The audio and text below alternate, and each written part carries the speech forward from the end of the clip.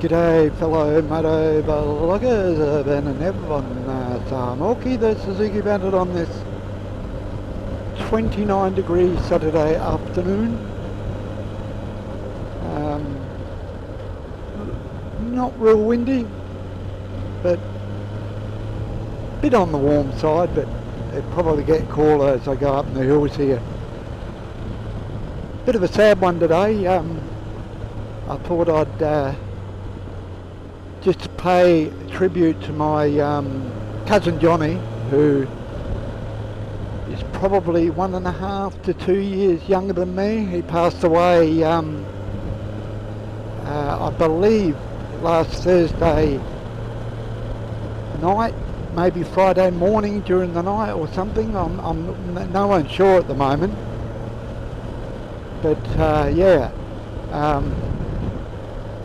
Sort of grew up together in a lot of ways because his mum had 9 kids and my mum had 1, and they were twins, so the families were close. He moved to Brisbane a few years back with my cousin Julie because basically he had nowhere else to go, so he went up to Brisbane and Queensland with them. And I just had a feeling at the time I'll probably never see him again, and I was right. So I just want to give you a couple of memories I can remember that we did, me, Johnny and Roy. I can remember Christmas 1970, me, Johnny and Roy, who was a friend of both of us, who's still going, lives up at Renmark. I do visit him when I go up there. We all got push bikes. I can't remember what they're called, but they had those like sissy bars on the back, whatever they were called. And Roy got a 3-speed, I got a 3-speed, and Johnny got a Whiz Bang Boo 5-speed. So, and I can even remember the colour, it was orange. And I can remember riding them on Christmas Day, and I can remember it was pretty hot. We went up to 21st Street and went up to the 21st Street bridge for a ride, so I remember that vividly. Now, before we even got the bikes, I can remember that me, Johnny and Roy, we walked from Renmark to Paringa, and then past Paringa and up the railway line. There used to be a railway line that used to go to Renmark, and along that railway line was like a dirt sort of track next to the railway line, and we went up there one probably maybe a Saturday morning, something like that, and we set some rabbit traps, which you were allowed to do back those days, and came back the next day, walked all the way.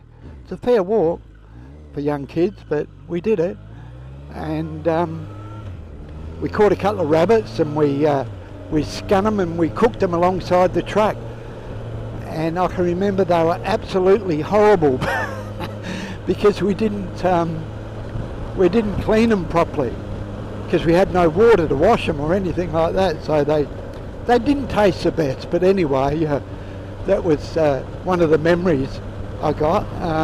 And another memory I have was Johnny used to walk a lot, and he was walking in the morning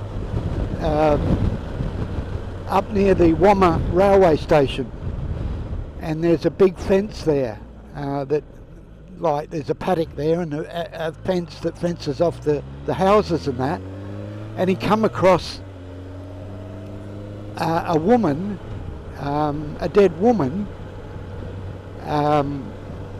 with no clothes on from the waist down, and unfortunately she was dead. And I believe someone murdered her, I think late at night or something like that, and I can remember he was actually called in as a witness and gave testimony of what he found. So yeah, I remember that vividly. And there's probably other memories I can remember that we used to go out camping, and we'd make a cubby house, and I can remember it was a cold morning, and my cousin Julie, her boyfriend, had come home from Vietnam, and he knew from the letters that Julie was writing to him that we're going to be camping on that weekend. So about 5 o'clock in the morning, Kevin turned up where we were. So that's another memory where we were camping out. We made our own cubby house out of the bushes and all that sort of thing, you know, as kids. So yeah, that's another memory, and yeah, a sad time for me and the family, and a shock, because, you know, it was sudden. So there was no illness or nothing, I believe, or else I would have known that there would have been an illness, but there was nothing like that. So very sad time, but that's a little tribute to the memories I have of Johnny. I could rave on all day about the memories, but they're the ones that stick in the mind the most. So yeah, I hope he rests in peace, and I hope it was sudden and not painful. So yeah, unfortunately I won't be able to go up for the funeral because it's in Brisbane. So yeah, bit sad about that, but you know, if you haven't got the money, you haven't got the money. So anyway, I've got this all hooked up. I've moved my gear indicator down here because I bought a little a mount for the handlebar, because it was up there, but I think I like it down there a bit better.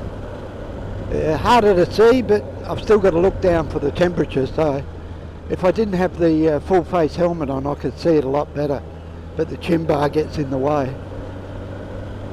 So yeah, that's about all. I've got to get another tyre. Front tyre is down to the mark, the wear mark, so that's going to be done next week, and I'll put that one I got that I fixed up with the mushroom plug, the inside car mushroom type plug that I fixed up a while back. So that'll save me a little bit of money for the fence.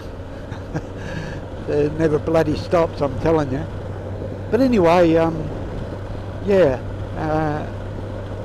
Smokey, we're getting another tyre. It's second hand, I reckon, probably maybe 5,000 kilometres worth out of it, maybe something like that.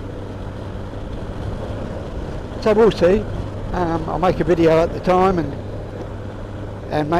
tell you what mileage I got out of this one, and the start of the second hand one, the Dunlop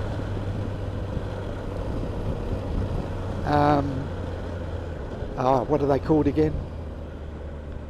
I don't know. I can't think of it at the moment. Don't know why that bike's down there on the dirt track, but anyway.